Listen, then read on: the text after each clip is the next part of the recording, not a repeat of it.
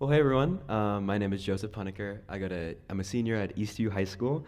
Um, at Eastview, we've seen so many lives change through our campus faith clubs, and you'll continue to hear more about that. But I just wanted to share a personal story.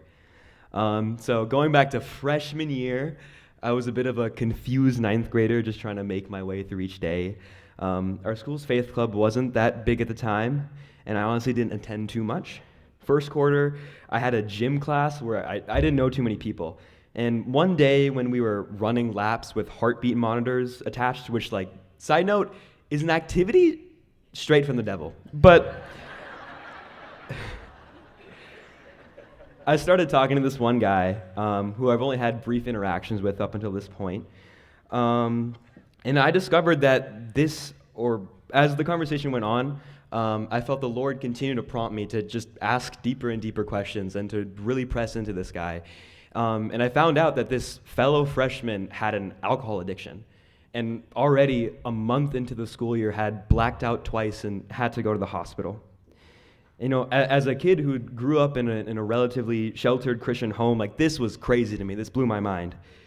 After that class, I got his number, began trying to speak life into him, and it wasn't an easy road.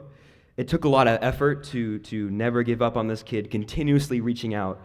And when he had his own questions about why my life looked so put together, or why I was so joyful, or why I had something different about me, I had always one response: that I was saved by Jesus. As the years went by, I got him to go to Faith Club, not really consistently, but it was a start. I still remember the night I was studying for a test the next day, and I got a text from him that he accepted Jesus Christ as his Lord and Savior.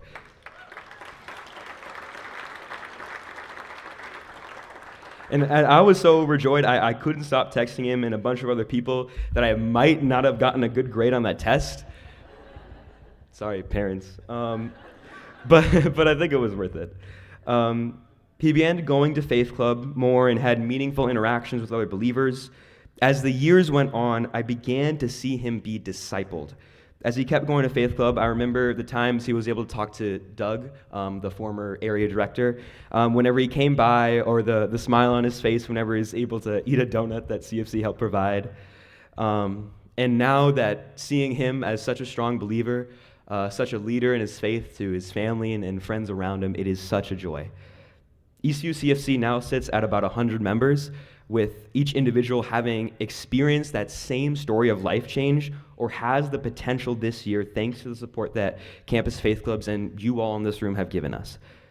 Galatians 6:9 says, "Let us not become weary in doing good, for at the proper time we will reap a harvest if we do not give up."